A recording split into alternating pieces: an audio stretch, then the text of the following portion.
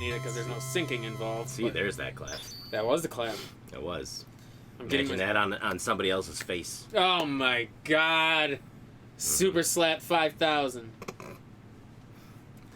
Oh, unreal. Like I said, I don't know what it is. Your fascinations. You really throw off the algorithm. It's you watch the slap championships. Power slapping, get it right. Power slapping. And then you watch the CVC or Cutlery Corner. Cutlery Corner, like That's oh right. My god. I know. If somebody hijacked your account, they'd probably just be like, "What did I just walk into? What is wrong with this person?" Man likes to buy knives and slap people. I'm an enigma, boys. Yes, you are. An anomaly in the system, a glitch in the Matrix, they say. I'm the modern day Neo. I'm gonna save humanity, boys. Yeah, okay. From the trilobites or whatever the fuck. I never saw the movies. What are the trilobites? I don't know who's the big bad guy in Matrix. Agent Smith. Is it just Matrix? The Matrix itself is the bad guy. It's the robots, yeah. Oh, it's just the Matrix is the bad guy. Well, there's the architect, I suppose. Agent Smith. He's the bad guy. He's Hugo Weaving's character. But he's not the main stop. bad guy. He's just kind of the face of the bad guys, because the architect is actually the villain. Oh, gotcha. I've never seen the movies. I suppose I should at some point. I watched them a long time ago. I kind of would like to do a movie marathon of watching all the Matrix movies in a row. I don't know. Kind of like I want to marathon all the Star Wars movies, even though I have zero interest in Star Wars. I still kind of want to do that. No, I do want to do it. But I think it'd be interesting, just so I could finally watch it, you know. And then we'll make them go through all of The Hobbit and Lord of the Rings. Oh, I will fall asleep. Earlier this year, I did that. I did the Lord of the Rings extended trilogy all in one 13 sitting. 13 hours. Stupid. Yes, it's like 13 or 14. It's around 13 hours because we started at 10 o'clock in the morning and got done at 11:15 at night. Yeah. So it was an all-day thing, and it was snooze fest. And it was literally going from one video to the next, like with maybe a 5-minute break in between. Yeah, that's because you had to be able to pee at some point. I would rather do the Star Wars than Lord of the Rings, because Lord of the Rings to me is boring as hell. I'm pretty sure you'd probably say that about Star Wars too. Star Wars, I just have no interest in because it's. I like the original trilogy just fine of what I remember seeing. You've never even seen he likes the the whole I've seen one of them. He likes the concept more than the actual thing. Yes.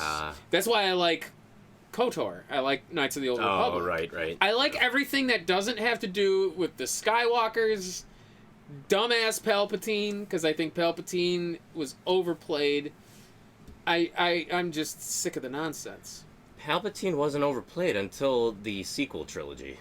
Palpatine was overplayed. No, Boba Fett was overplayed. They all were overplayed. It's such a... Oh, God. Like a bantha. But anyway, that's a story for another day, boys. That is a As story. they say in the Star Wars universe. Are we ever going to see that? They've never said that in the Star Wars universe. Yeah, they did. When she had the lightsaber. This is how do you have the... This is a story. That is a good question for another time. Well, it's fucking same thing, I paraphrased. Welcome back to Power Trip Gaming Powercast. Where Andy gets movie quotes wrong. Yes. That's not the point. Just like...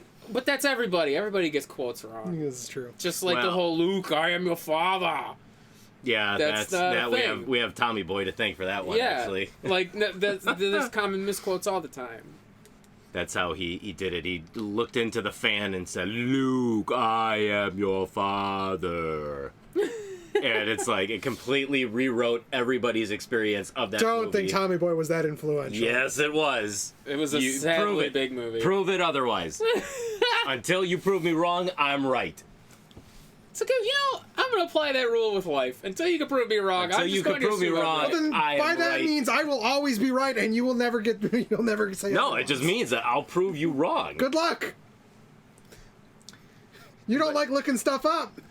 Good job bungling the intro, by the way. No, You're I supposed don't. to say, now you're listening with power, No. I mean, it's been a long time since we've done a Powercast. That's why there's no Luke, power. now you're listening with power. There we go. That'll suffice. There we go. That'll suffice. Yes, we are finally back at doing these. This is the random cast episode. It's been a long time. It has been. The last episode we did was... I'm pretty sure people aren't even asking for episodes anymore. No, we've what's... had a couple people. Have we really? Yeah. Wow. Wow. I think the last one we did was... Well, the last one I posted was the Scarlet Violet review, which I think we recorded in like April this year. Yeah, that was really early on. Maybe I think. February. I say we never. I think it was February because never I got finished that Last for Ronin. I got it for Christmas, and I believe I played through it through January. I think so. Maybe. So it might have been February. Mm-hmm. And then I posted our... I think I posted the catch-up cast, which was about the Midwest Gaming Classic. Ah, right. Before that, Yeah. so I went from like April to about October with nothing in between. Wow. It's been a year, boys. Yeah. Has been. We're getting back into the rhythm. I'm starting to feel better. I think medications are finally starting to take their effect. 5th time's a charm. Here we go. Now we go. we'll finally start getting back into doing the things we like on this Yes. channel, like the Yes. Powercasts. Like and all that annoying nonsense. Paul. Mostly annoying. You don't really actually. I think I'm more prone to annoying Andy than he is to annoying me. That is accurate. That 100% as we're playing games. That is very accurate. Yep. Magic of Scheherazade irritated me to no Why? end. Why? Because- You missed the sword. Because you are the worst player. You make everything so difficult. How many times you jump in the water, by the way? How many chapters did I beat compared to you? That's not the point.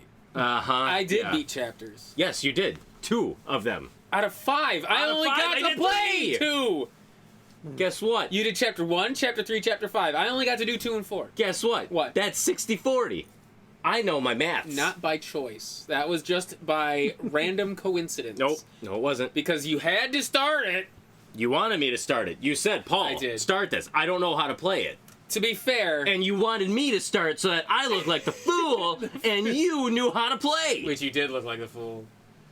I was not. I was But annoyed. There's also a lot more RPGs that I'll Yeah. solo. There- yes, so it's, yes, there is. it all works out in the end. It's all about numbers, people, and Yep. we got them. 60-40. You son of a bitch. That's me. I'll concede 45-55 in your favor.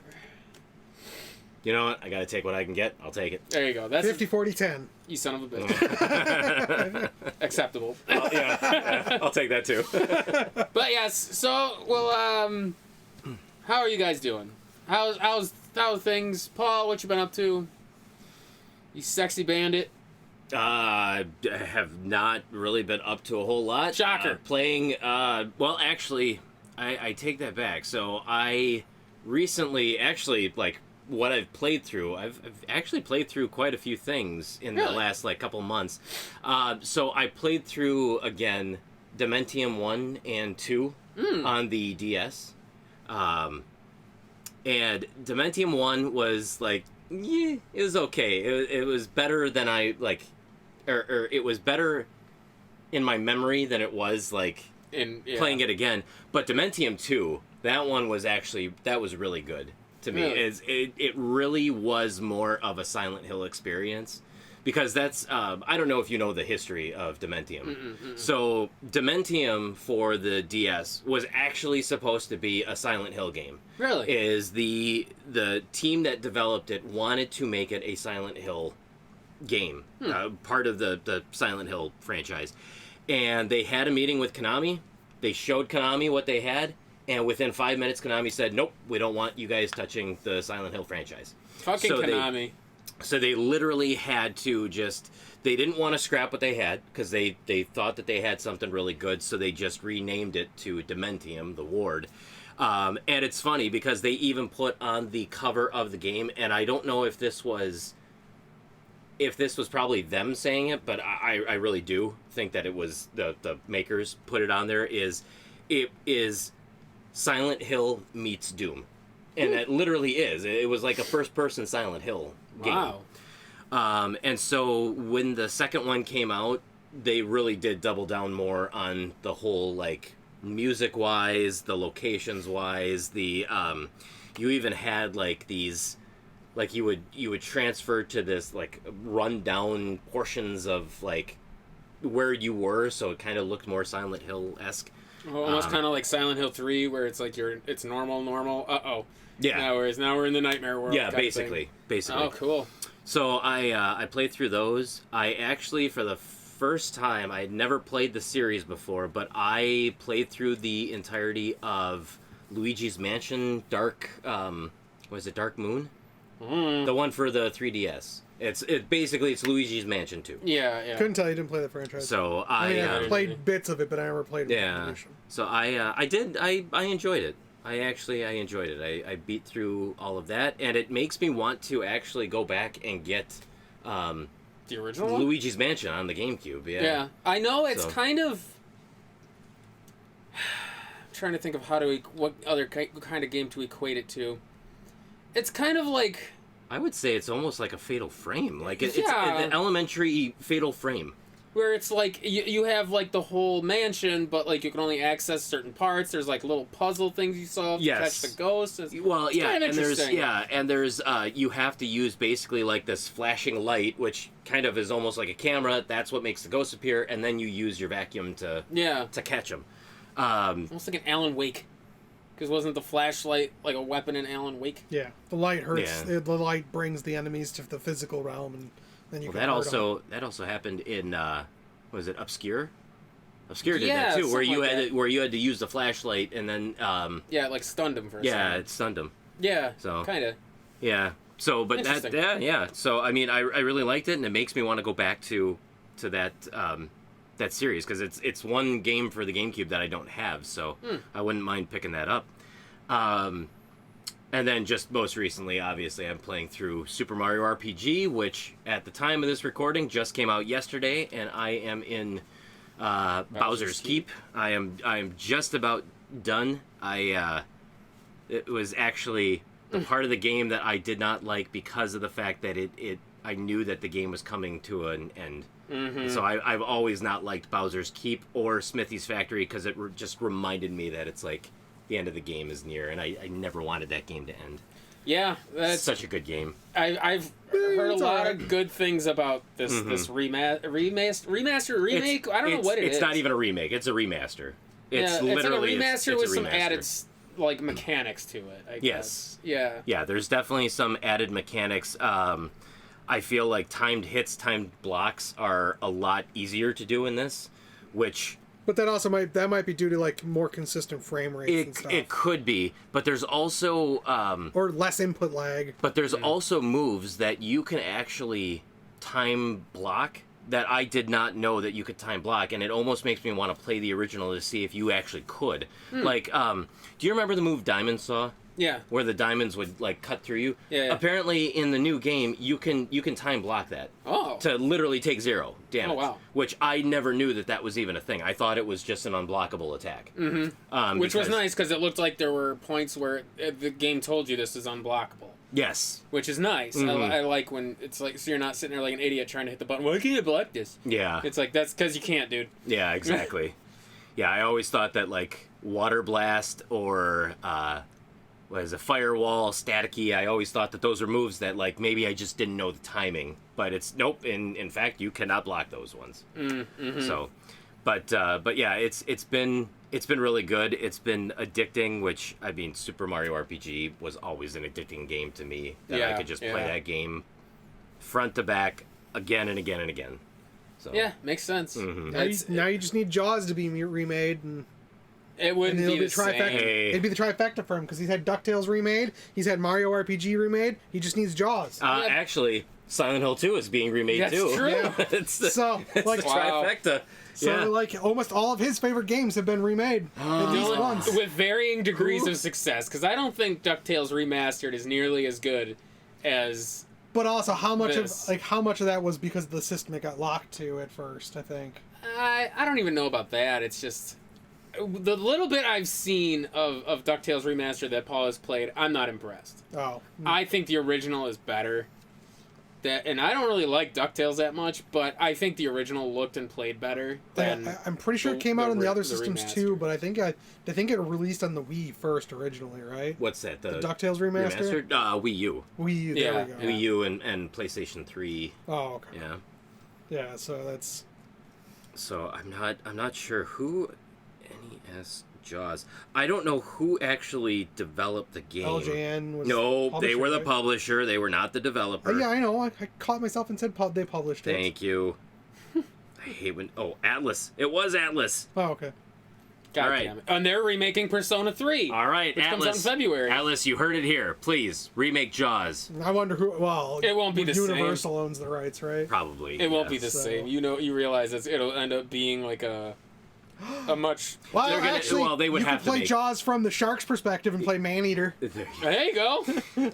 Yeah, no, they could never. I don't think that any mainline game that comes out on, like, say, PS5, there is no way that you can make a game that short No. anymore. No. It would definitely yeah. be. It would be an indie game. Mm-hmm. You know. But yeah, Super Mario RPG looks like a lot of fun. I got my copy from you. I Yep. can't wait to start playing it. From what I've seen, it looks amazing. I actually really liked Mario RPG. I liked the Paper Mario games. I see that one's getting an HD thing, Thousand Year Door, at some point next year. Oh, is it really? Yeah. Oh, Nintendo's interesting. falling into it now, too. I mean, Hey, it's easy money. easy money. That's- They've already got the codes. They just have to freshen it up, and then they get Yeah, to it's- charge $60 for the game.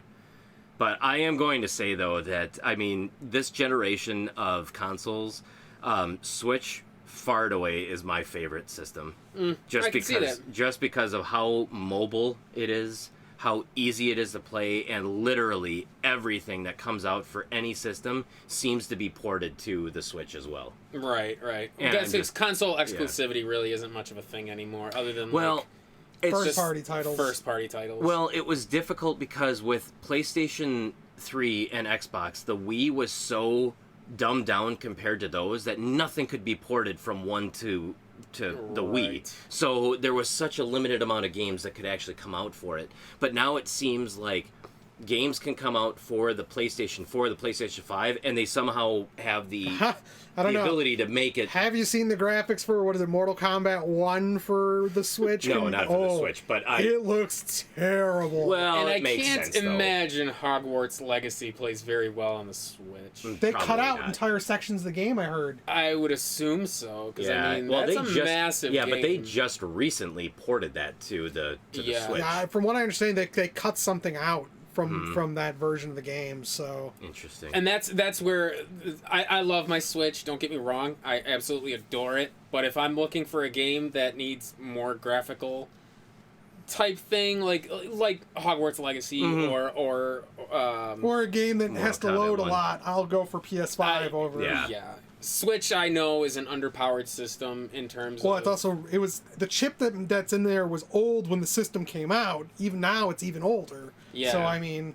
Which I'm sure they'll tease a Switch 2 at some point. I think they already are talking about Switch 2. Yeah. Supposedly, they got some...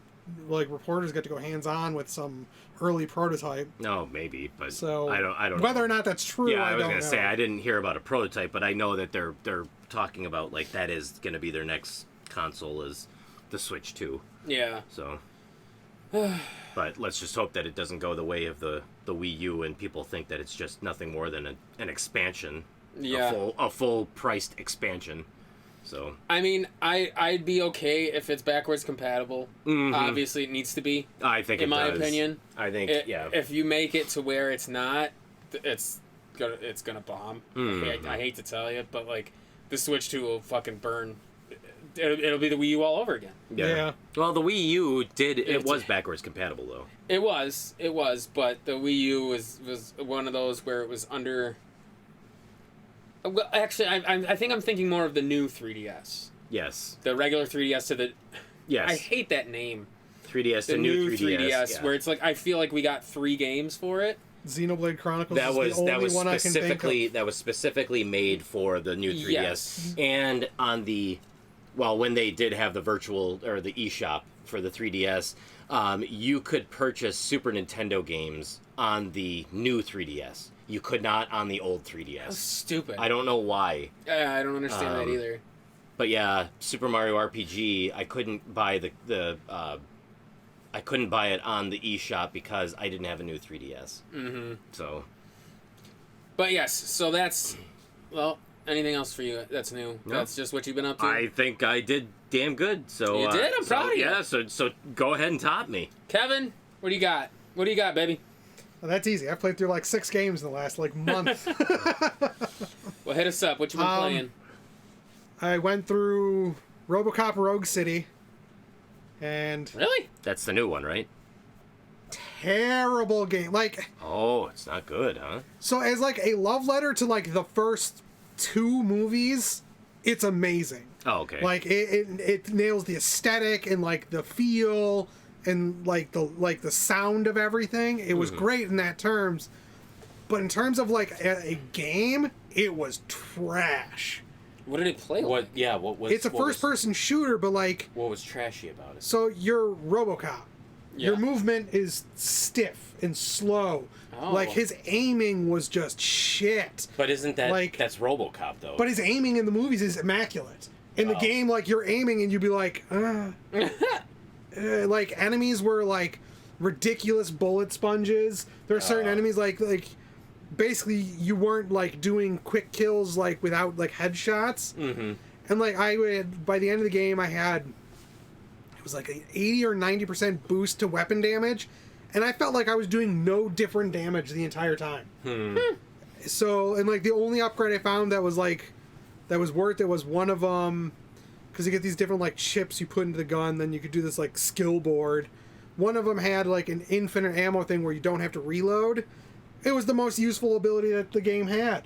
I mean, that sounds like it'd be useful no matter what. Because the pistol has infinite ammo anyways, but you had to Yeah, yeah. reload. But this made it so you didn't have to reload, so it made it better. And like the only other upgrade that was good was the full auto one, but there was never a board that I found that had full auto and no reload. Oof. So I was just, but like it didn't play good. There'd be like stupid shit like you have these different skills to upgrade. One of them is like basically a perception skill. But like I'm in this warehouse, I can clearly see there's a door and there's a box in front of the door.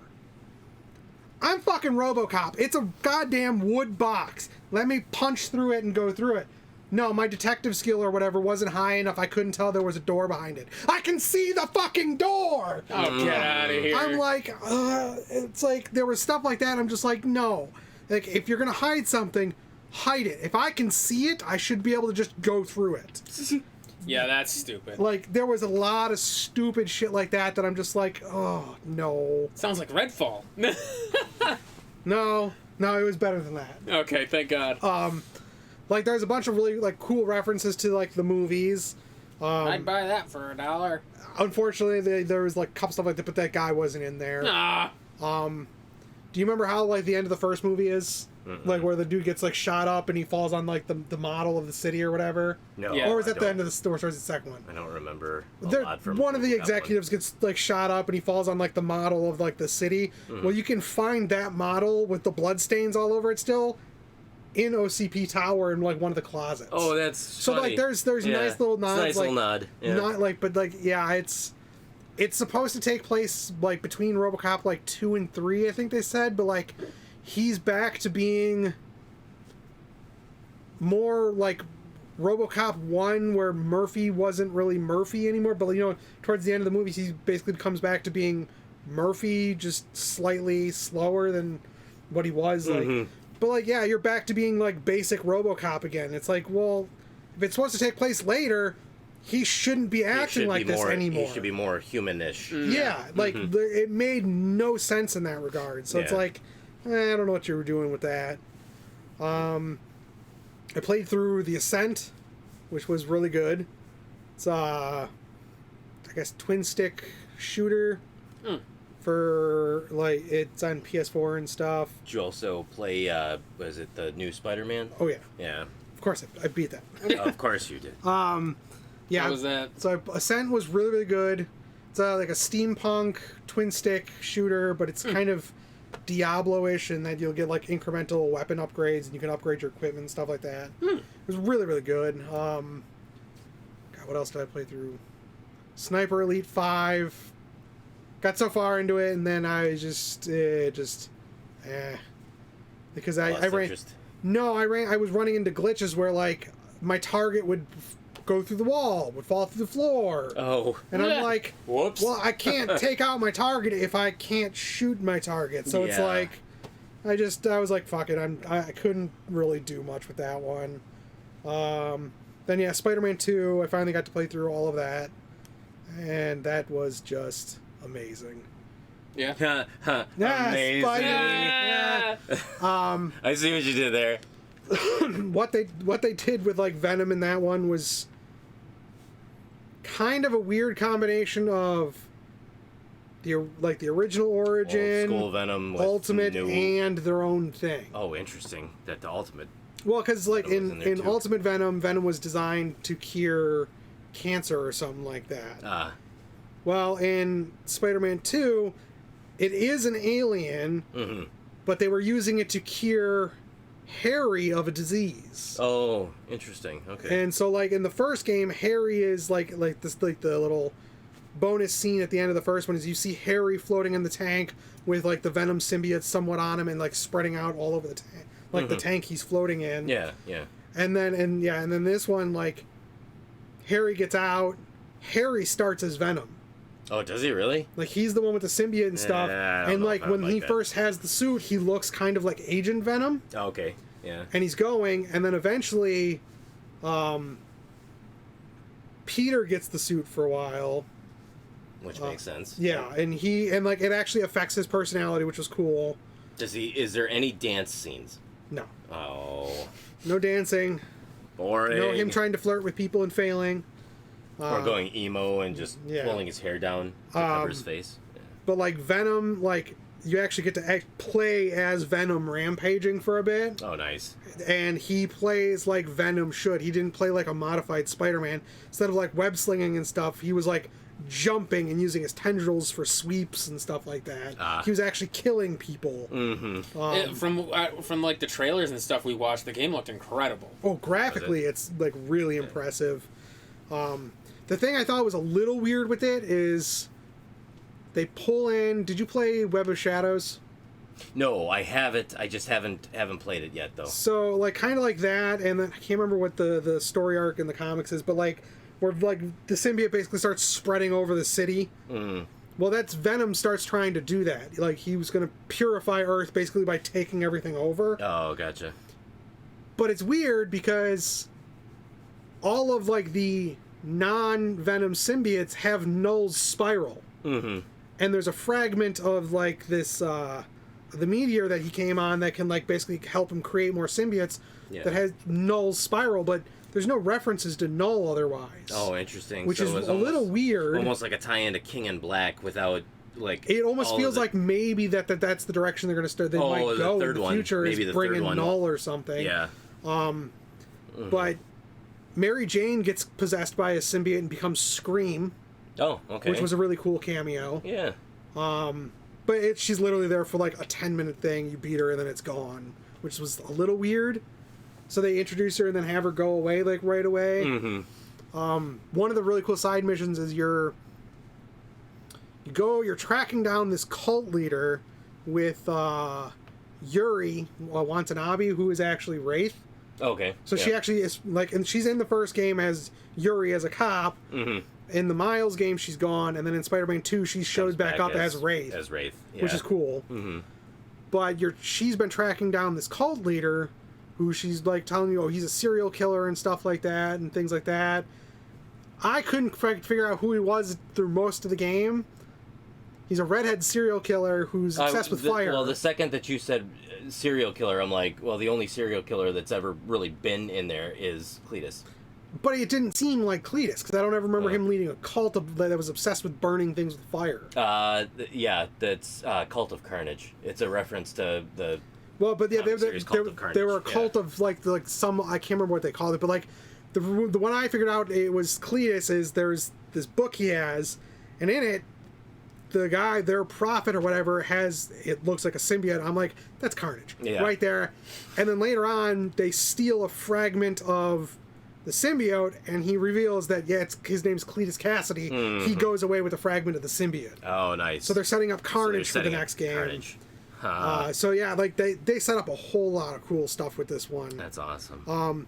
Like the final stinger scene, they set up Cindy Moon.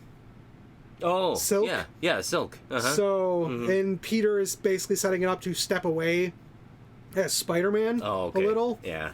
So, that could be kind of interesting.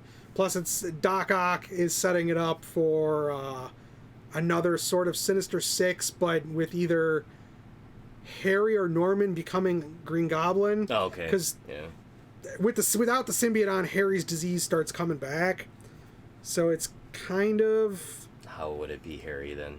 Well, and then at the end of the game, Harry's lying in a thing, and like Norman's on the phone with someone. And he's like, "Get the G serum ready" or something like that. Oh, the Goblin. Yeah. So either Harry or Norman's gonna go like Goblin. Yeah. Which will be interesting. That makes sense then. God, what else did I play through? I started playing through Dismantle this couple days ago, which is a pretty interesting. I don't know what Dismantle. I've never heard of that either. Yeah. I'm only playing through it because it's on PlayStation Plus. Okay. Gotcha. It's this like open world game where it's a zombie apocalypse thing, but like you can basically anything you can see, you can basically break down to like upgrade your gear and stuff like that. But So it's like Fortnite meets. you're not building anything. Minecraft. Now. Yeah. You're breaking. Roblox. You're breaking shit to like upgrade your gear. You're not building stuff to try to get to like some point where like the escape thing was or something like that. I don't know. I'm not really paying attention to the story. So it's like Dead Rising. You can just use anything to. Except for weapons. like anything is destructible in the environment. It's pretty interesting. So it's like Rise of the Imperfects. Yeah, basically. They touted that as like all it's environments. Minecraft. All environments are breakable. It's Minecraft meets that, but no. Sorry, that was a terrible game. Absolutely terrible. There was something else I played through, and now I can't remember. It wasn't that important. No. And it I wasn't, guess not. and it wasn't that good. No. Oh, Solstice, which was The Nintendo game? no. SOUL. Yeah. That was one I was kind of interested in looking. Souls Tice. Yeah. Yeah. It's just Solstice, but like, Souls Tice. but like I looked at it, like the art, I was like gameplay, I was like, oh, it looks like it's a Devil May Cry game, but then I'm like, her armor and stuff looks like it's from Berserk. So I was like, oh, cool. It's a combination of these two things. The game is terrible. Oh, Is it? is that good, huh? Well, like, combat was fine, and, like, when you're in combat, the camera is free, like, unlocked, and you can move, but when you're not in combat, they have these obnoxious, like, wide-angle shots of, like, you're walking this way, but the camera's way down here panning up to everything. It's like, we made these beautiful environments, so we're going to force you to look at them all. Oh, And it gets in the way of exploring, because, like, they'll have stuff hidden behind walls. Well, I can't see it. Mm-hmm. How am I supposed to know something is there if I can't fucking see it? Oh, And I yeah. can't manipulate the camera to see it. Yeah, that sucks. So it's like, nah, I stopped playing after like 2 hours. Jeez. Nice. Sounds like the Spider-Man one was the big Well, that was the one I've been waiting for. Yeah. Yeah, and I'd like that one I got to play because my buddy and I finally did the system link. So I have his profile on my system, he has mine on his, and any game he owns, I can like log into his profile, download it, and then play it on mine. So I can that's how I get all the PlayStation Plus stuff. I'm downloading games to try them, and it's nice. Like I said, I got to play through it. That's especially nice because you don't like clutter, so you wouldn't want all these physical copies of games anyway. Yeah. So I mean that makes sense. Well, and some of them like. You wouldn't want to own anyway. Well, like Solstice is a good example. Is like, if that was a game I paid $60 for, I'd be pissed. Because it's just not. Same with RoboCop. If RoboCop would have been like a $20, maybe $30 game, all right, it'd be reasonable. $60, $70 game like it is, no. Welcome to the era of Nintendo, where you bought a game Basically. for $50, $60. You didn't know it was a crapshoot of what that game was going to be. Woo! Yeah. And it's, unfortunately, with some of these games, too, watching videos doesn't help anymore. No, It doesn't. So it's little... Well, Jesus. Yeah, I've been playing through a lot. There's probably more that I was downloading and playing, but I just can't remember. Mm-hmm. I'm actually interested in trying the Spider-Man games, actually. Because after watching the trailers and stuff for that Spider-Man 2, I'm like, dude, this looks amazing. Yeah. But I know there's like a few games before it. There's Spider-Man 1, Miles Morales, and then Spider-Man 2. Oh, okay. That's it. Yeah, it's basically a trilogy. Is one Web of Fire? No, it's just called Spider-Man. Marvel's Spider-Man. Yeah. Oh, okay. And then the second one was called Spider-Man Miles Morales. Right. That one I knew. Because, and then Spider-Man 2. Okay. Yeah. That's what I thought. It's So. confusing. Yeah, a little. And Spider-Man 2, but it's the third game. That makes sense. It's Final Fantasy syndrome all over again. Miles Morales was originally just supposed to be an expansion to the first game. Okay. But then it became, I guess, too big, and they decided to make it its own standalone thing. Okay. So it's not while it is part of the main story, it's technically also a side story. You could get away with just jumping to 2, but you would lose a chunk of the story. Okay. Interesting. Yeah. I'll have to see if that's on the... I wonder if they're on the PlayStation Plus thing. So what have you been playing? I've been playing a few things. A little bit more old school kind of stuff, I guess. Sea of Stars is a big one. Oh, yeah, I played through that one too. Yep, came out a little while ago. It's a huge love letter to like Chrono Trigger. Yep. Golden Sun. There's another one too. But it's basically those. It's basically a throwback. It looks like it could be something. It's a SNES era RPG. Yeah, Oh, and it looks like it was something that came out on SNES. Oh wow. It's all timed hits. Like I would say you'd like it, but I think it's a little too hard for you. Because it's not. Excuse me? It's a little too hard for you. It's not an easy walkthrough of a game. I can tell you that right now. There's a little bit too much thinking involved. I don't know. I walked through it. But I am a god amongst gamers. No, Yeah. But no, it's super enjoyable. I backed the game on Kickstarter a couple years ago, so I'm waiting for my physical copy. But it got put on PlayStation Plus. Yeah, I got put on PlayStation Plus and stuff for free.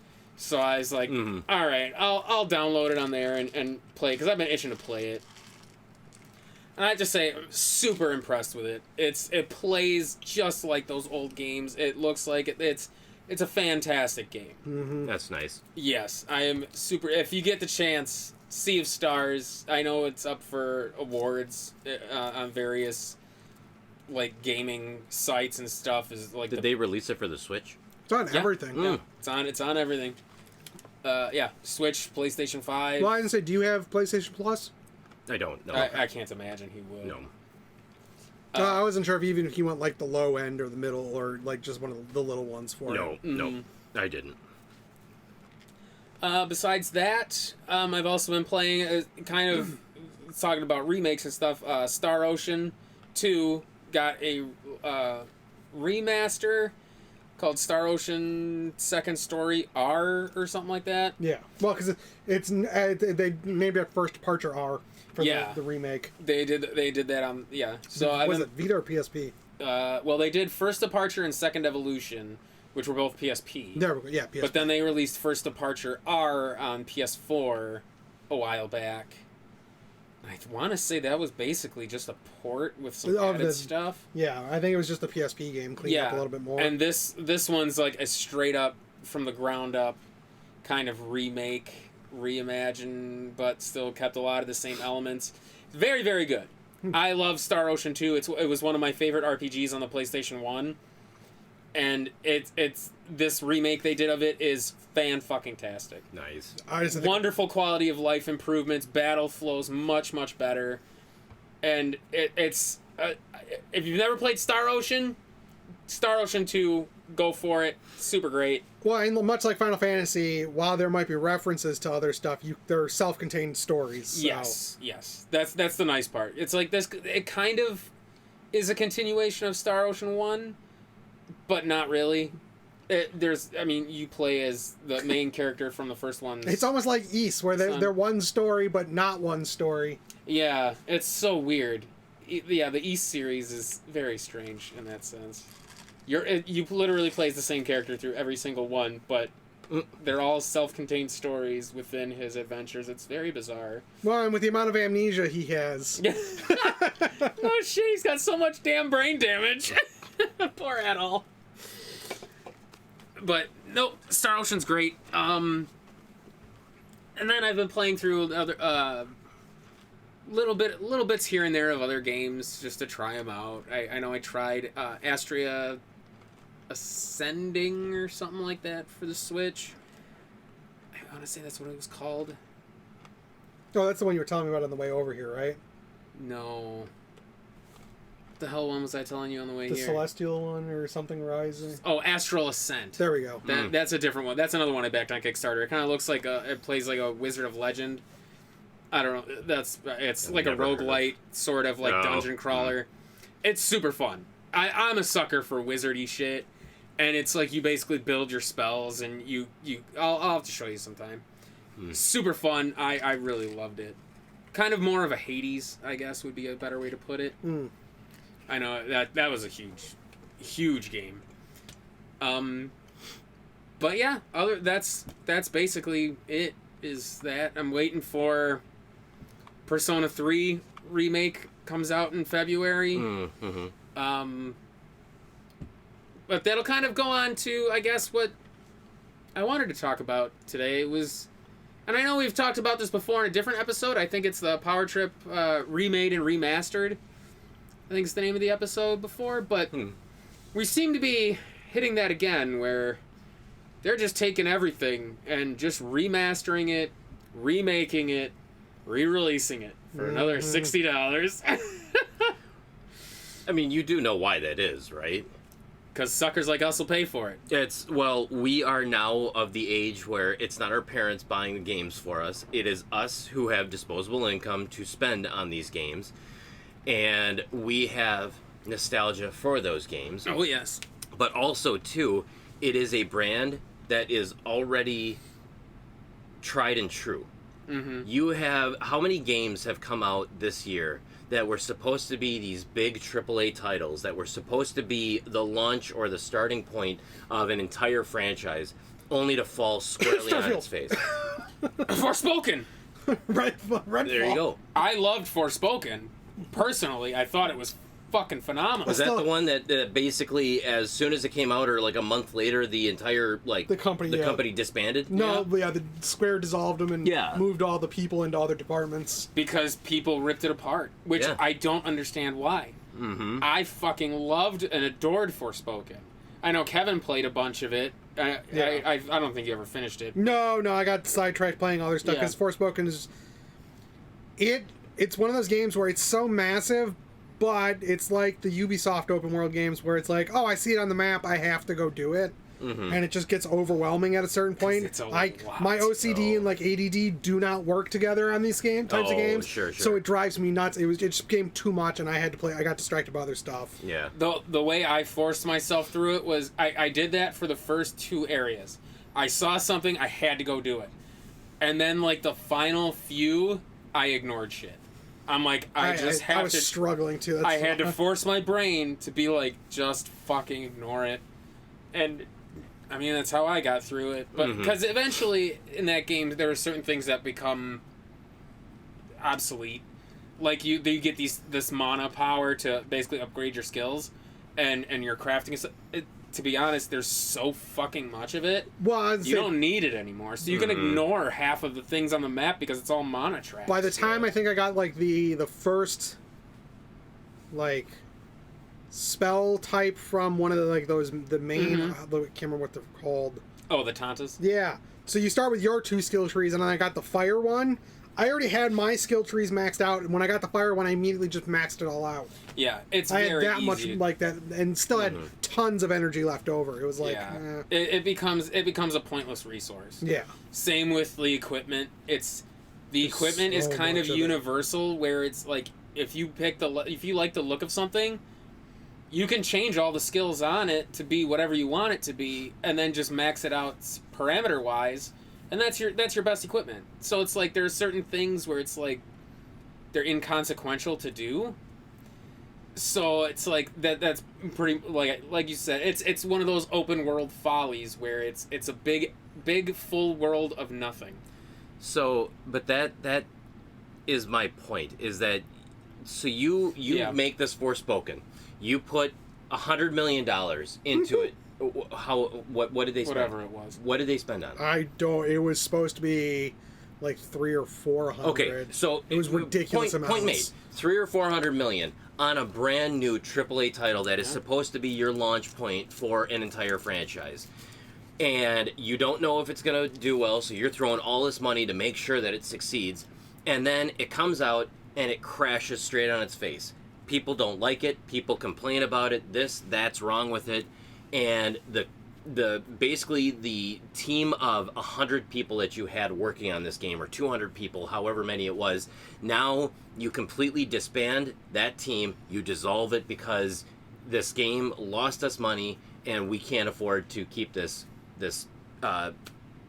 team running anymore. Mm-hmm. Or you take a game that is well liked, that you know is going to sell like gangbusters because people are still talking about it years and years later, like a Super Mario RPG, where you need half the team size because you've already got the game. You already got the framework. You already know what the game is going to be. You just have to pretty it up. You just need the art department, basically. Yes. Look through the dialogue, maybe change a few things around, but literally you're spending, what, $50 million? $100 million? So a quarter of the price on this game that you know is going to sell many million copies because this many people want this game. True. So it's very easy, very lucrative. You know that you're going after a license or a game that people want, and it is already tried and true. There's nothing to prove. It's just literally a one-for-one copy. And then, honestly, I feel like the way that people are now, where they're not as open to new video game IPs as they used to be. I feel that way too. It's actually a vicious cycle of people are complaining about Starfield or Forspoken, and Starfield deserves it though. Well, whatever. But it's like, why can't anybody come out with anything new? Why can't people come up with anything new? Well, because we're pissing away all this money trying to do something new, and then people don't like it. So you know what? We're going back to what everybody likes. Like, look at Call of Duty. People bitch about every time a new one comes out, and but yet what happens? It sells millions of copies every time, every year. Yeah, every single time. People can complain. There's a reason why that basically keeps that company afloat. People can complain. It allows them to do other stuff. I actually read a thing, I think, about Fortnite released a pack of original Battle Royale maps. Mm-hmm. And it was the highest player base they had seen in years when they released this OG pack. They where it basically went back to the Battle Royale. Of course. It went to the original. I think it restored the map. Yeah. Well, because Fortnite's built on an ongoing story. So the map, they actually physically change the map as stuff of the story is going on. I don't really care about that, but it's like, so like they did it so it doesn't get stale, so it's not, oh, this is the same spot every time, keep doing this. It was a way of keeping things fresh and not having it be too repetitive. I guess. But you're still alienating a fan base who like the certain. It's like, you're not alienating enough people to make a difference. Yeah. And this is the same reason games like Madden, MLB, whatever year, NBA 2K, whatever the year is. Mm-hmm. It's Call of Duties, all of that stuff. Everybody is constantly, all you hear is like, God, why don't they just stop doing it? It's just the same game over and over and over again. It's the same complaint that people have. Like, if you watch a bad movie, like a Friday the 13th movie, they're on Friday the 13th 100. It's like, oh my God, why are they still making these stupid movies? Don't they know that people don't care about these anymore? Well, when you're putting $100,000 into a movie and it's making $5 million at the box office, guess what? Yeah, $5 million is not that much, but the amount that you put into it, yeah, it's paying off. So we're going to keep on doing it. I will say this, though. With movies, it is slightly different because you can get tax write-offs for movies that fail. Well, I see they're bringing Saw back. Well, they're I've like heard that too. 11 or 12 now. Yeah. But no, I see your point. But there's a difference, I think, in taking something like Super Mario RPG, where it's basically 1-for-1 with some souped up graphics. Same with Star Ocean, the one that I'm playing. It's basically 1-for-1. Nothing really new in it other than quality of life and graphics and playability. And take something like Resident Evil 2, Resident Evil 3, Resident Evil 4 remakes, where they're pretty much a brand new game.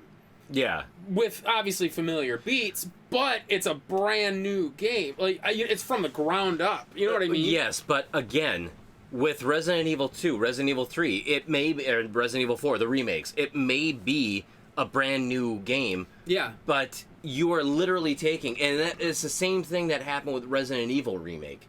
It was very well received when they made the changes that they did, but there was still some that they kept similar to the original. Right. And you still had the IP of saying, this is Resident Evil 1. You guys loved Resident Evil 1. It sold over 5 million copies. Right. Well, guess what? We're remaking it. And so you're going to know some of it, but there's going to be some brand new stuff too. No, it's like the skeleton was there, but they just put a new flesh on it. So it's like the framework was there. They're just putting on a new coat of paint, a couple new extra parts to it. But no, I'm more for these. Like those types. Look at Final Fantasy VII Remake. Yes. It's almost bigger than the original. Oh, yeah. At this point. It makes a hell of a lot of sense because people were like, how could you possibly split a 3-disc PlayStation 1 game into 3 separate games? How could you even do that? Now you're understanding how, like, oh wow, we can actually see how this is almost split this up. Although with FF7 it's also slightly a little bit different because it's not just it's not even the same story anymore. Well, because it's doing the entire FF7 collection. It's including stuff from Crisis Core. It's including stuff from the Turks phone game. Right. It's including stuff from Dirge of Cerberus. The Advent Children stuff might be getting pulled into it. I was going to say it's basically a new story. They basically took everything from the Final Fantasy VII compilation. We're like, these are the parts we like. Now we're going to do something. But again, you have a tried and true formula for Final Fantasy VII, which is one of the most beloved video games of all time. Although the story deviates so much at the end, it's not the same skeleton anymore. No, of course. But you have the name Final Fantasy VII. Right. You already have that, and people's adulations, they've wanted to have this for so long. What do you mean? They weren't satisfied with the PC port? Oh! That's so funny. But, I mean, you could literally put whatever you want into it, but people have already been clamoring for this for so long that it's going to sell. Even if it was absolute shit, it's still going to sell like gangbusters, and then people can complain all they want, but it's still going to sell. Yeah. That's why I'm excited for Persona 3 Reload.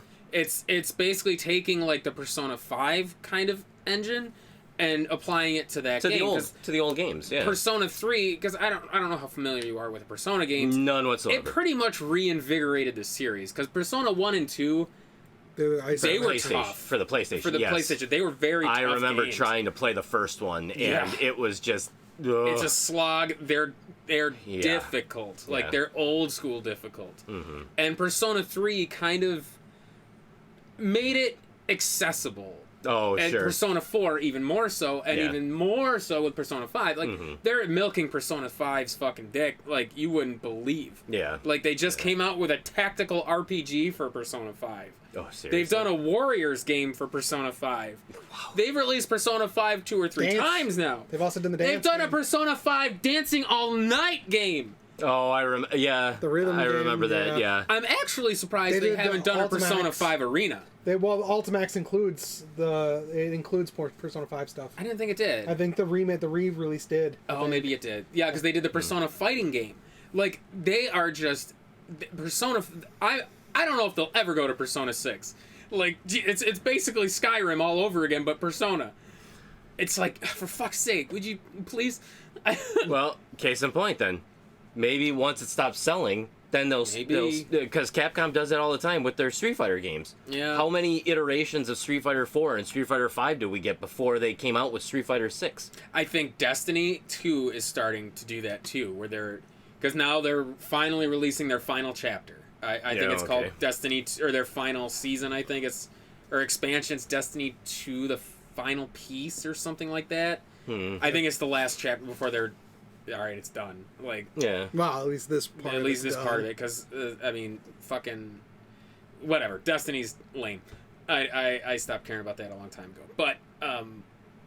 But the point is, like, ground up remakes, I think are. I don't want to say better, No, they're better. but I think there's more. It's a reimagining. I think there's a better. Yeah. It's better marketed than just saying, oh, here's Super Mario RPG again. Well, Even though it's such a beloved game, don't get me wrong. So, like, here's a good example. Legend of Dragoon was put onto the PS4. Yeah. It's literally just the PS1 game on the PS4. Yeah, yeah. All of the issues the PS1 game had are still there. That's sad. Same thing with Wow, the Final that's Fantasy VIII incredible. remaster. Yeah. It did that HD upscale smoothing thing on it, and it added like the cheat engine thing But that it's it's still got. literally the same game. But it's the same thing. horsepower, There is no yeah. real change to anything. I think the Final Fantasy X and X-2 were the same way. The HD upscale. Yeah, like it's I think you mean Final Fantasy X and Final Fantasy X2. Cross. Cross. You son of a bitch. Cross 2. But yeah, I think ground up remakes are better. I agree. I agree. Just because they can do more with it usually. I mean, look at what is it, Trials of Mana. Yeah. Like Yeah. it's a ground up remake of Sekindetsu 3. Yeah, and it plays very, very well, and it's good. Yeah. Yeah, but I mean, I can see the point of certain, like Super Mario RPG. If they did something entirely brand new, I don't think it would be as good. No. Because it's like you almost, like certain games I feel cater more to the nostalgia because it was so like if they took Symphony of the Night and gave it like the FF7 treatment where they just completely ground up, let's instead of side scrolling, let's make it a 3D hack and slash, kind of like a Curse of Darkness or whatever for the PS2. You know, if they did something like do you think it would be as good? No. I don't think so either. I think that side-scrolling Metroidvania style, The 2D, I don't the know why I say 2D, that. yeah, the 2D platforming. It became their. It became it their launched a formula. genre. Yeah, it became their formula for basically every Castlevania game for like the next 10 years. yeah. Actually, probably even longer than that. I don't know. I think a 3D one could work nowadays because I think so too, actually. look at God of War 2018 and God of War Ragnarok. They are basically Metroidvanias. Yeah. You don't get to go unlock new. There are certain realms you can't go until you have. Wait, you mean the new God of War games are like Metroidvanias? Sort of, because No. there are certain things you can't do until after you have certain other upgrades. Oh. So, like, yeah, while they're still they're linear, there are some side exploration stuff that you can't do without some of the upgrades and some of the other abilities. So, like, I think a 3D Metroidvania would work nowadays. It would just have to be the right developer. That's the problem. True. That's you wouldn't. true. You couldn't just give it to anyone to do it, and it would have to be very specific developers to be able to make it work right. Gotcha. But Yeah, maybe that's a good point. I'm about to say, okay, that was a bad example because now that I think about it, yeah, I think a 3D cast. Well, maybe not because the Lords of Shadow games really didn't do all that great. They were fantastic. I liked them. Well, I okay, haven't played I them. will like the rephrase, first one. I will rephrase that. The first two were great. The yes, third one, Mirror of Fate, and the first one were fantastic. The third one was I never because played it jumped to the like modern day. While I wanted to see it, it just wasn't handled very. But it well. also changed it to where it was more of a stealth game, Yeah. versus the actual like classic Castlevania. because like Dracula was all like weak after being asleep for so long and shit like that. It was kind of. But I really like. I hate saying this but it's true, and people are not gonna like this. But if you want to see more new titles and new games and less of these remakes and remasters, at some point you're going to have to bite the bullet and put your money down so that it tells the game developers, yep, people are willing to spend their money on these new franchises to see something new come out. Yeah. Until that happens, I can guarantee you that right now, how we see remakes and remasters coming out at just breakneck pace, we're going to see it much faster. Like, we're going to see more of them. Oh, I agree. And I am fearful of there may be a point where it finally, AAA developer titles just cease to exist. Yeah. You're going to see a lot more of these, basically the games on like PlayStation Network or on the Nintendo store on the Switch or something like that. Like, you're going to find these small independent games that will have like a Shovel Knight that will end up becoming so grandiose because people ended up loving this game, and then the word of mouth spread, and then all of a sudden now you have a brand new franchise that you can then go to and milk all you need to. But I can guarantee you, like, the days of a AAA title coming out, I think it's limited. I don't think there's much time left. I'm gonna say I don't know if they'll go away completely, because as long as they're developers like Insomniac doing like what they've done with like the Spider-Man franchise, they're jumping to Wolverine next. But again, that's not a new IP. That's not a new IP. Well, that's Marvel. That's still comic book. You'll see sequels. Well, I think definitely, but you're not going to see a Forspoken or a exactly. Insomniac's not going to jump into something that they have never done or never tested before. Insomniac is going to go back to Spyro the Dragon.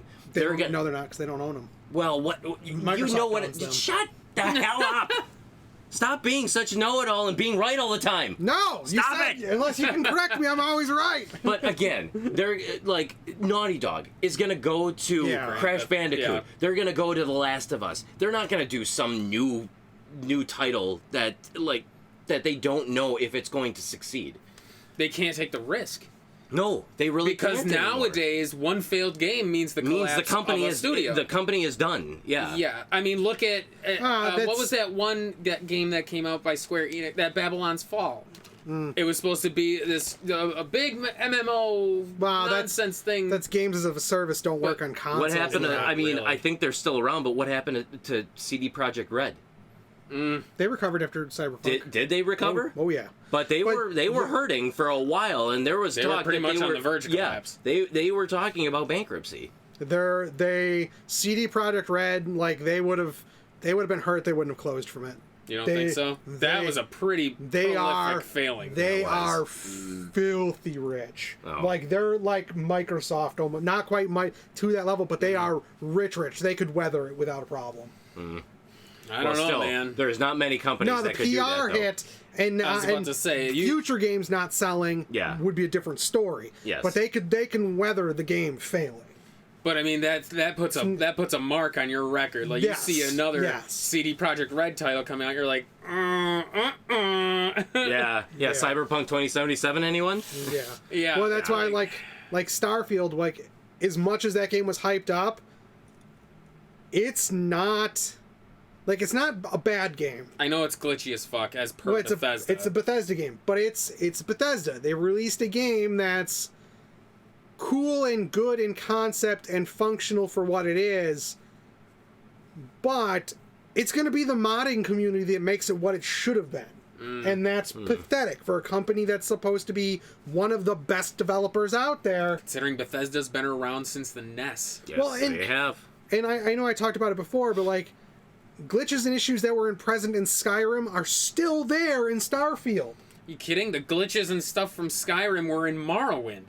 Yeah. I mean, they haven't learned anything from. I'm pretty sure I talked about this before, but like one of the towns, like you walk in, you can like crouch down into this little puzzle, like the puddle, and you can access the vendor's inventory that was like right below the ground and steal all their stuff.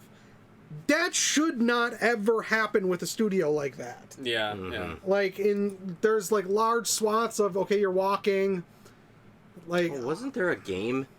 Was it a Bethesda title where it's like they actually like somebody found a room where all of these like rare items were actually stored like in the game code, and then that wouldn't surprise me. And then like they actually banned the player for life for actually like finding it and going into it. That wouldn't surprise me. It sounds familiar, but I can't remember if it was Bethesda, but you know what I'm talking about, though, right? I feel like I do, yeah. Wait, wasn't that related to Fallout 76?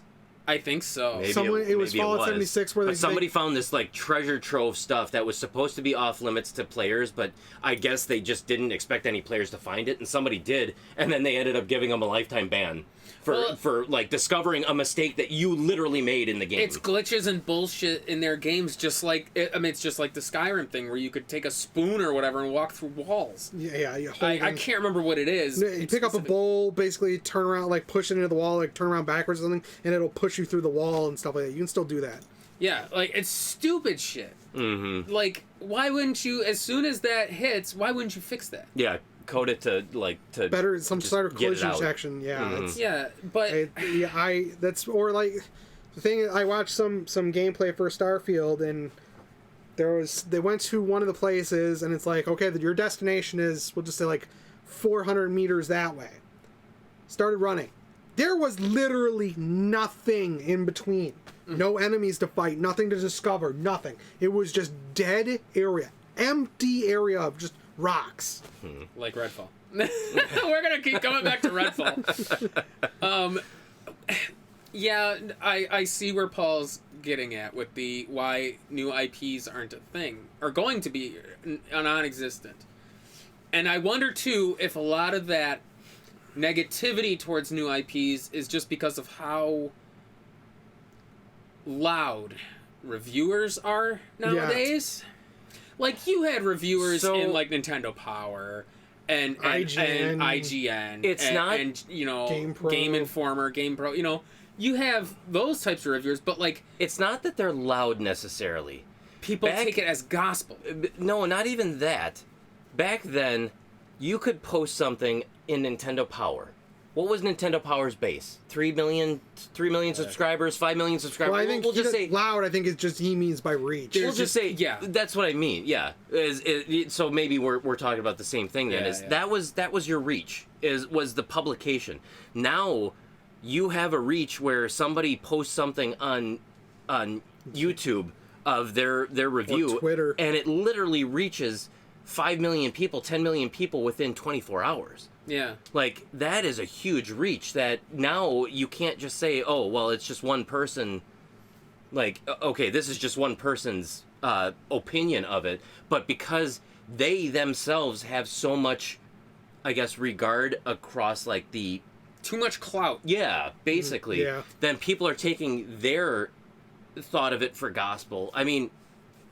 With the angry video game I was nerd. just about to say that. How many games have we played? How many games have we played and beat and really liked or said, like, this isn't as hard as I thought it was because the frickin' angry video game nerd made it sound like it was impossible? Silver Surfer, Rambo. Although for one, like him, I kind of view as an exception because it's a parody. His is a parody. It's a character. It's an entertainment. He's not a true review. But how many people know that? Exactly. Though? And how many people take what he's telling for gospel? Yeah. And he's not telling anybody, oh yeah, these are just parodies. Like, oh, the game's not as hard as He makes it clear in interviews that he's doing this as entertainment, but people can't separate entertainment from legitimate criticism. Yeah. But that's kind of the point I'm trying to make is like these new IPs get bashed by people who like I understand where people's hate for Forspoken was. Yep. Maybe her character is not for everybody. She's a whiny, bratty. I will say this: she's gruff and obnoxious, and Cuff talks too much. But it makes sense. I can literally go. There are other games that do the exact same thing that people love. Mm-hmm. Yeah. Look at Dante. I would take her character over Dante any fucking day. Dante to me was an arrogant piece of shit. Mm-hmm. I hated Dante. He's the reason I've never played a Devil May Cry game because I hate the protagonist. Yeah. She's at least somewhat relatable. Dude, there are actually legitimate story reasons why she is the way she is. And she's not a terrible she's a bit selfish, yes, but she was raised in circumstances where she had to be. Mm-hmm. Nobody else was looking out for her, so she has to look out for herself. Yeah. So it stands to reason when she's thrust into this role of the hero, she doesn't want to do it. Yeah. Why should I save you if nobody's wanted to save me? Mm-hmm. That's basically the mentality. It'd be like, imagine Peter Parker if he didn't have Uncle Ben or Aunt May. Yeah, no, what type of character would he be? He'd be shit. Yeah, He'd be obnoxious. He wouldn't have That's the same. basically... I don't know if he would be obnoxious, but you would really have nothing... Look at Ben. But you would have nothing to really... you would have no reason to really like him, I guess. Well, like I said, look at Ben Reilly. He didn't have him, and look what he turned into. I liked him, though. I do too, but he like a lot of times he became obnoxious. Yeah, like he became the arrogant asshole that people don't like, but they like in other characters. So yeah, it doesn't make sense to me. But you have those reviewers that would like take Forspoken and they highlight all the negative about it, and then that's what paints people's perception of the game. Oh, I'm not going to buy that because so and so pointed out all this shit about how bad it is. Well, did he point out how fucking to me gorgeous combat was clean and fluid? How many good things were in that game? Yeah, or interesting or that like game spells that were like I've never seen done before, like to that level before. Yeah. The magic slinging and stuff was fun. Like I really enjoyed it. I thought just the whole aesthetic of the world itself was fantastic, and it was a great game. I truly loved it from top to bottom. Is it perfect? No, of course not. But it deserved more love than it actually got, and now we're not going to see anything else done by it. By this studio, which is unfortunate. And it's, it's irritating to me that people are so easily swayed, I guess. Well, see, Anthem's another great example. Anthem, yeah, perfect. Anthem, it released, and the core of the game is absolutely fucking amazing. Was there not enough to do once you beat the game? Yeah, sure. The first Destiny released in the exact same state. Why did that one get loved and praised? Oh, right, because it's a first-person shooter, and the dude bros that played Call of Duty could jump into that one with no issue. It was also done by the team the company that did Halo. Yeah. Oh, sure. And Halo was one of the biggest things ever in that. Era. So like it got passes. Like all of these major mistakes that they did with that, they got a pass. But Anthem made similar mistakes. Yeah, should have Anthem learned from them? Yeah, but they can't exactly wholesale copy what another company's doing. Who did Anthem? That was EA, right? BioWare. That was BioWare? I think, yeah. Yeah, it was. Because it was one of the ones that actually kind of injured BioWare's reputation for a bit. But no, Anthem was fantastic. I loved Anthem. Yeah. I thought it played and felt great. I was sad when the game ended on a cliffhanger, and we'll never see it. You're never going to get I don't even think you can Anthem play it 2. anymore. I think the servers are down. I think they finally shut the servers down at the beginning of this year. So basically, I just have a paperweight for a disc. Yeah. I can't even play the damn game, which is another issue that we'll have that's games about of service. games of service. And that's why I love physical copies. Sorry, I like the clutter. Well, not even. I can't even play the physical copy. No, I know you can't because there's no server to play it. Yeah, that's why I like games that you don't have to go online either for. Well, can you? I wonder if you can still play Anthem. Because the first player campaign, you really only ever saw a couple people, but you really didn't do anything. It was all online, as far as I know. Yes, it was, because I know I got booted a few times. Let's see. Never mind. You're right. Now, see, something like Marvel's Avengers, like with the one that Square did, when they shut that one down this year too, but they took everything that was in the pay store, made it free. You can still play the game. You just can't buy it. So I can guarantee you that you can't play that game anymore because for the PlayStation 4, brand spanking new on price charting, $6.47. That pretty much means that you are getting it as a collector's item, never to play ever again. Pretty much. Sad. Like the designs in that game were so cool. It was an interesting idea. I liked the idea of the other javelins.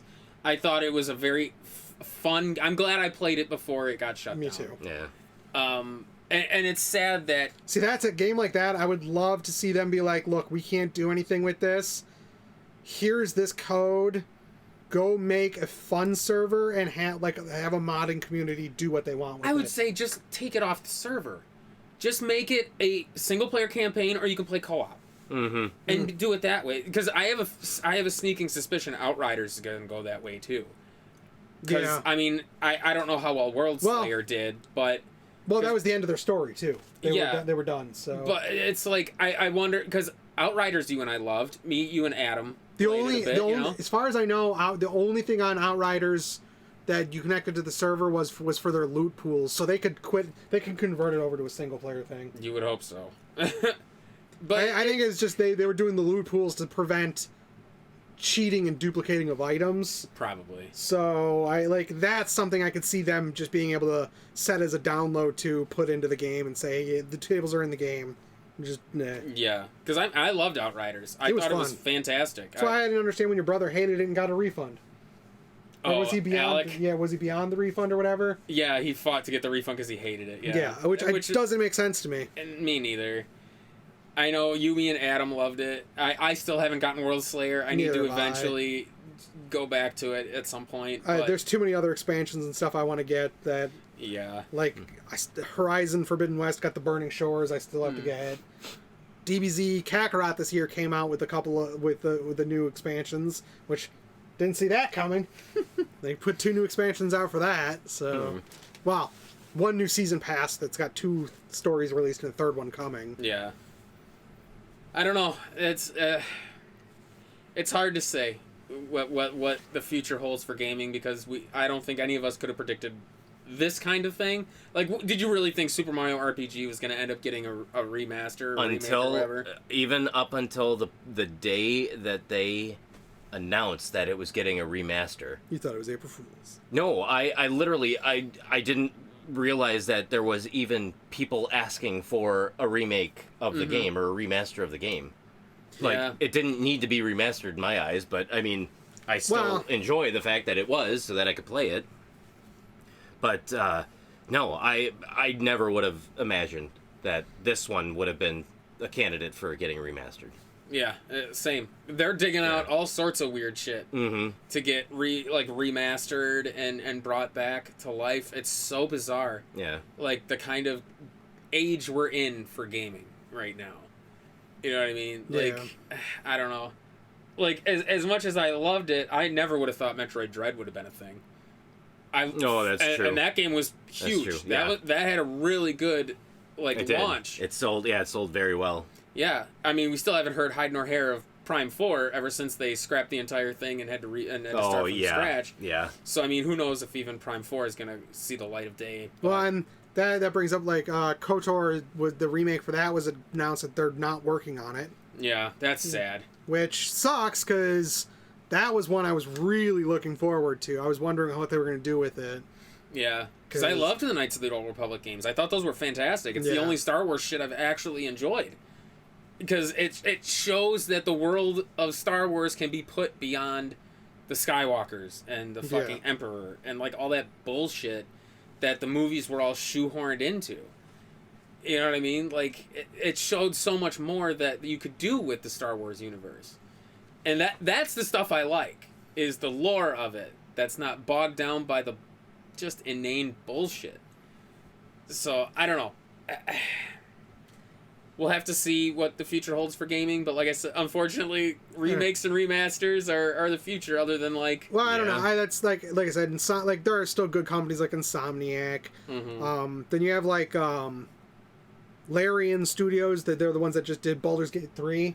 I've heard a lot of good things about. They've been getting nothing but praise for that game.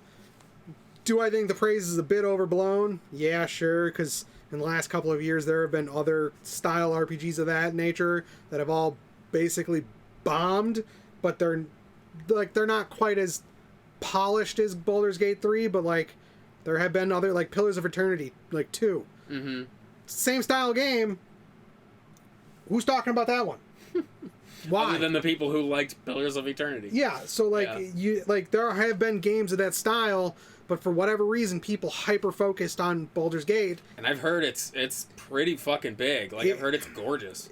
It's of a game. I don't know anything about it. From what I've heard from people who've played it, it is very, very front-heavy in that sort of thing. Like, there's a ton of stuff to do, cool ways to interact and do stuff. But then after you hit a certain point, it's just kind of like, there's all of this, and then it's just kind of to a hallway. And there's nothing. It basically burns itself out. Oh, weird. Yeah, so like you get up to its like 3rd chapter, 4th chapter, something like that. Towards the end of the game, all of a sudden it loses that luster that it had at the beginning for some reason. Like, because you don't have as many options to do stuff. And But, I mean, I suppose that's the kind of the nature with games like that is eventually you have to stop. Otherwise your game will just be so massive there is nothing else to... It would be like Fallout 3 was for me, where I got so involved with everything else, I didn't even do the main story. I still, to this day, have never played the main story of Fallout 3. I haven't even touched Fallout 4 because I'm scared to. Yeah. Because I'm too scared to do everything else. Like, I mean, I loved Outer Worlds. Thought that one was fantastic. And it's the same style game, but yeah, I can kind of see why they kind of be like, let's tighten your focus. Although at least with Outer more. Worlds, it was more the KOTOR style. You've got this map, explore it, jump to another area, it's only this map. It's not a big open world like Fallout. Yeah, that's true. That's why I think Outer Worlds is better than Fallout, because it focuses on handcrafted like maps that have potential for depth and like nuance versus More segmented areas. Versus like you just go play in the mud. Yeah, true. Which makes me wonder if we're ever going to see a Borderlands 4. Oh, there'll be another Borderlands, but Think so? okay. Maybe, but I mean, I don't think that there's anything on the horizon. I think they're Well, they just did Tiny Tina's Wonderlands, and I think they're actually focusing more probably at this point, putting all of the resources into the movie. They're doing a Borderlands movie. it's already been filmed. Has it? Oh God, yeah. What? They already did a bunch of the filming and stuff for it. It was supposed to release at like the end of this year at one point. Oh, weird. I don't know about that. Yeah, like unless if they scrapped it, it was supposed to have already been. Nope, it's coming out in 2024. Oh, interesting. A feature film based on popular video game set on the abandoned fictional planet of Pandora, where people search for a mysterious relic. Oh yeah, it is in post-production. Did they really feel the need to make a Borderlands movie? I mean, Well, and I can't imagine it's going to be very good. the worst thing about it is the cast. Oh my Well, god. because of my thought is like You've got Borderlands 1 was good for its time, right? Borderlands 2 to me was the peak of perfection in the Borderlands universe. But then Borderlands 3 I felt like kind of almost wore out its welcome in a way, because the humor. The problem is they More started. thin. Well, not just that, they started censoring themselves. Yes. Borderlands 1, they gave no fucks. They didn't pull any punches with their humor. Right. By the time Borderlands 3 came out, and even in Tiny Tina's Wonderland, they pulled their like Torg censoring himself. Mm-hmm. It's not funny. Right. I mean, I feel like that sort of humor wears out too fast. Yeah. It's like, I don't know. It's like Handsome Jack. I hated him in Borderlands 2. I'm glad I got to kill him. I like him as a villain. I don't like him as a character. Same. Which I liked the two in Borderlands 3, the twins. I thought they were awesome as antagonists. Yeah, that was pretty interesting. Even though I hate the they whole... were cheesy as hell. Yeah, I hate the whole, ooh, we're streamers kind of thing, but I thought it actually fit. But like at the same time, the entire story is a parody of internet culture. Right. So that's why it kind of worked in that sense. I was like, you're making fun of these people. I like it. So I don't know, like, can you really go to... I mean, what is it just a whole new idea for this movie, or is it actually going to follow of the first one? It's supposed to be... Well, I guess they're doing their own thing, but like... It's going to have to somewhat... Okay, I love the individual members of the cast, but they are not the right people to be... Kevin Hart is going to be Roland. What? Why? Let that sink in. Roland? Tall, buff dude. Tall, buff black guy. Is going to be played by Kevin Hart, who's shorter than me. I mean, you could have done The Rock. No, anyone but The Rock. Well, I'm just saying, you need someone of his stature. Jamie Lee Curtis is going to be Tannis. Ew. Really? Jack Black as Claptrap. So that makes sense. He's just a voice. He's a little robot. That's fine. Jack Black? Come on. I suppose it's better than Seth Rogen Kate or... Blanchett's in there, too. Yeah, well, and like their characters, they've either completely aged them up, which makes no sense for the story, or they just do not match the character. Kevin Hart as Roland doesn't make sense. Not at all. Like, he's funny. He's a good actor. Yes. He's not right for that role. No. Because Roland was basically like your... Military guy. He was your military... He was like, what's his face from 1? Roland is the one. No. Well, who am I thinking of from 2? Axton. Maybe. Axon's the one with the dual turrets. Yeah, alright. Roland is the one with the turret in the first game. Yeah, he is. But, like, yeah, I don't remember if Brick's in the movie. Who's playing, what the hell's her name? Mad Moxie? No, the Siren. Oh, Lilith? Lilith. That would be Kate Blanchett. Why? What? She's a great actress. Not right for Lilith. She would make sense as the future Lilith. Like, if they were doing, like, a Borderlands 3 movie. Maybe. Where they're older. Well, but even Borderlands 3 only takes place a couple of years after the first game. Oh, that's true. It's not a long time span between the first game and that. Yeah, that's true. It's really not, is it? What What a weird cast. Like, the cast just, like I said, individually... it's a high-profile cast. Like I said, individually, they're all great actors and stuff like that, but they're just not right for these roles. And it's going to be directed by Eli Roth. That's Really? Yeah. Yes. That kind of throws me off, too. It's like, I don't know... I would rather see, like, an Edgar Wright. Now, if they were doing Yeah. an animated movie, like a CG movie, and these were the voices, okay, cool. But from everything I've heard, it's full live action. Yeah, You should it's have... full live action, honestly, I think it would have done better if you had done, Cel-shaded, like, like- no names. Mm-hmm. No-name actors. To be honest, what they should have done is after Into the Spider-Verse and Across the Spider-Verse did as well as it did, scrap the live action when we're doing full cel-shaded animated movie because Maybe. Spider-Verse made it possible. Yeah. Because it would fit. You can do the proper Borderlands art style in a movie, and it would look amazing. I fear I fear the movie's going to end up just looking cheesy. Yes. Kinda like a- like Monster Hunter. No. Or the Halo stuff. What was that? What was that one? Or Resident Evil past the first movie. Jesus Christ. You know, it's funny. I used to love the original Resident Evil The first movie. one's good. It used to be one of my favorite. I used to really, really, really like it. Mm-hmm. I kind of don't as much anymore. Now that I like look at it in retrospect, because like Silent Hill to me is still the perfect game to movie adaptation. Yeah. But you look at Resident Evil and it's like shot well. Mm-hmm. God, I don't like her. Oh, Mila Jovovich. Mila- Especially Mila just Jovovich, seeing yeah. where the series went. See, I think the first one was good because it followed enough of Resident Evil, but still did its own unique spin on Resident Evil. Yeah, I hated So- when she started getting the mental, like the. But after the first psychic movie, powers. it just went downhill fast. I mean, even just look at Nemesis when he shows up. That's another series I want to watch all the movies through, Oh. like straight through. So prepare yourselves and your body and mind for that. Because we're gonna watch the Resident Evils. Because I've only seen 1 and 2. I haven't seen 3, 4, 5. I don't know. I've seen the first 3. I've never seen past the third one. Seen all of them.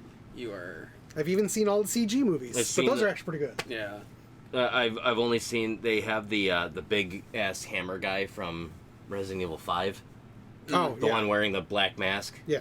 which Yeah. is weird that they would throw him in there because I'm like that's the Nagini or whatever the race was from Resident Evil 5. So Yeah. it's like why is he in there?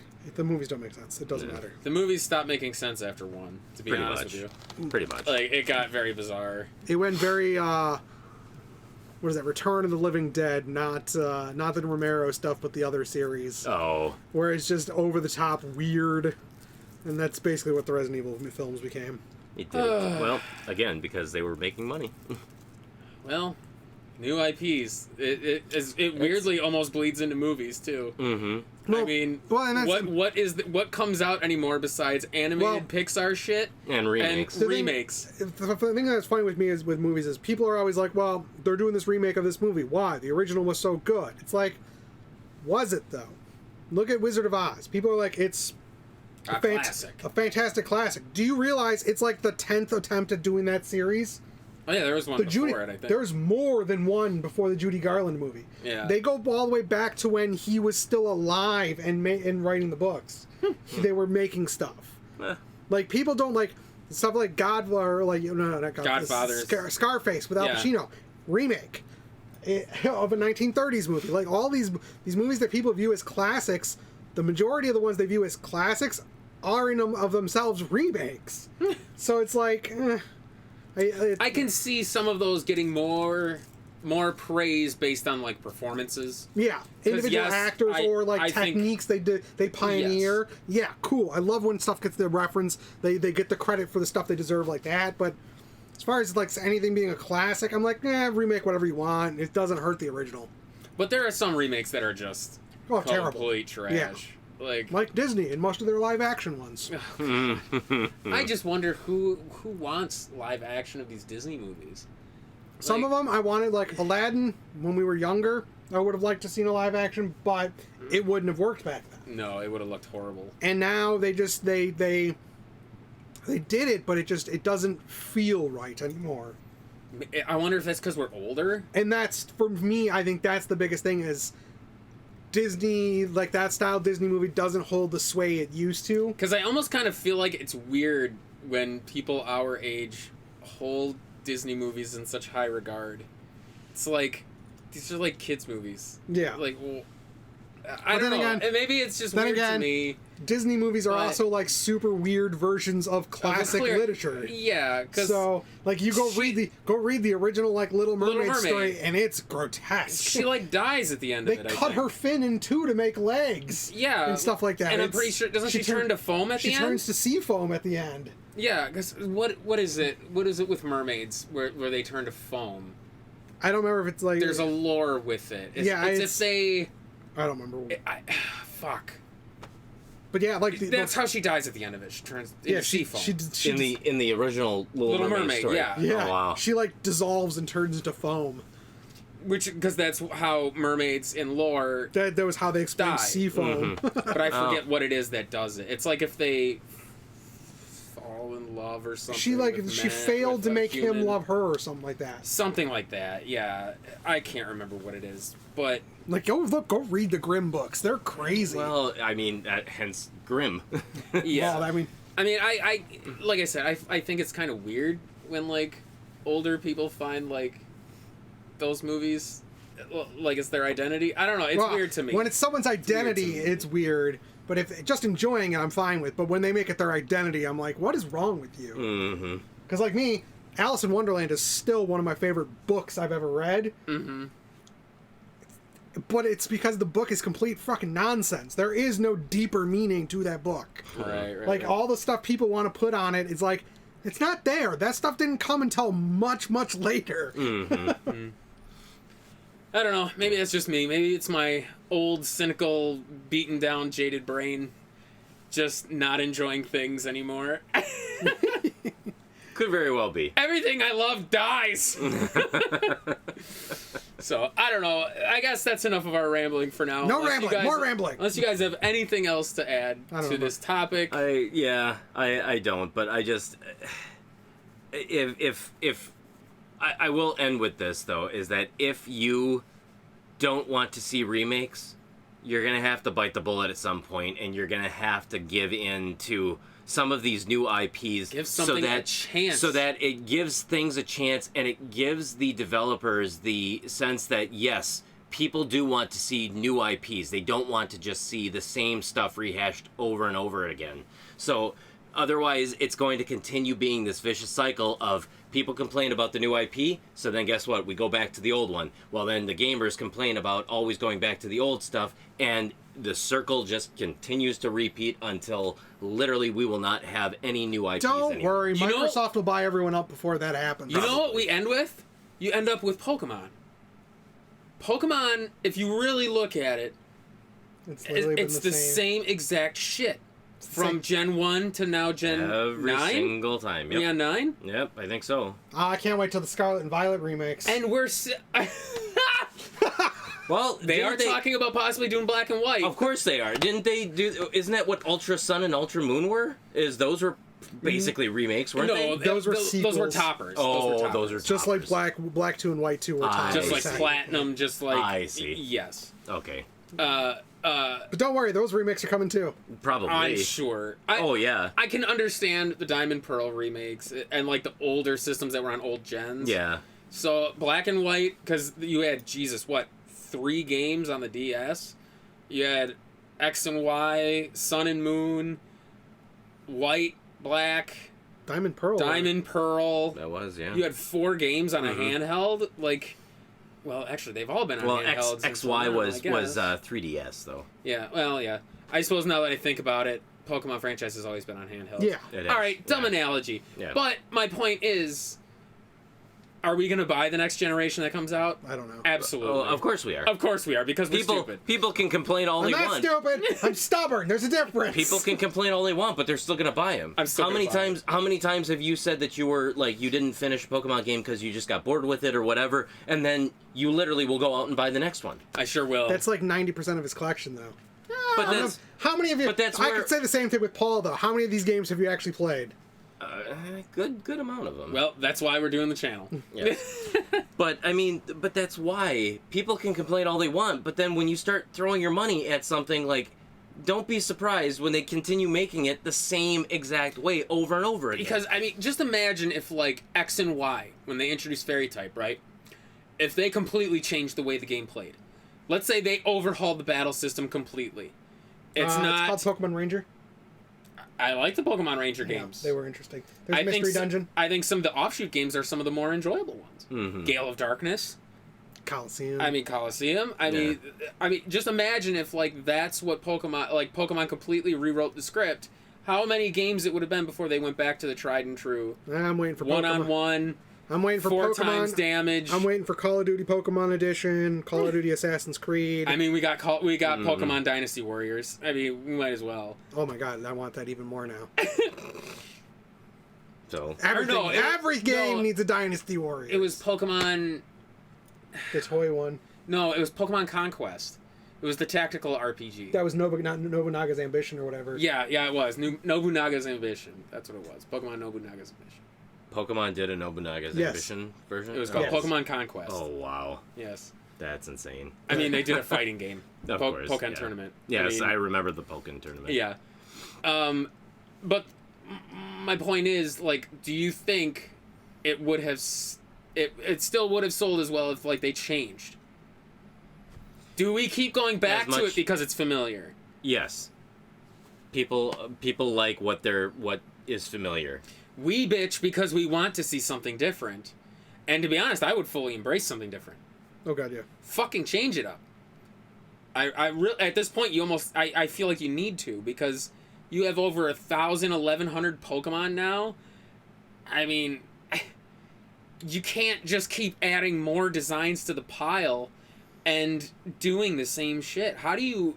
I mean, you're in a hole. Well, you not can't to mention- possibly balance 1,100 Pokemon. Well, not to mention they're ignoring typing combos too. Still. Yeah, well, I mean, you're still the same triad. Grass, fire, water. Jesus Christ, change it up. Yeah, they get dual types, so who gives a shit? It's still the same 3. Yeah. But like I said, we want more, but we're still going to buy it. Yeah. And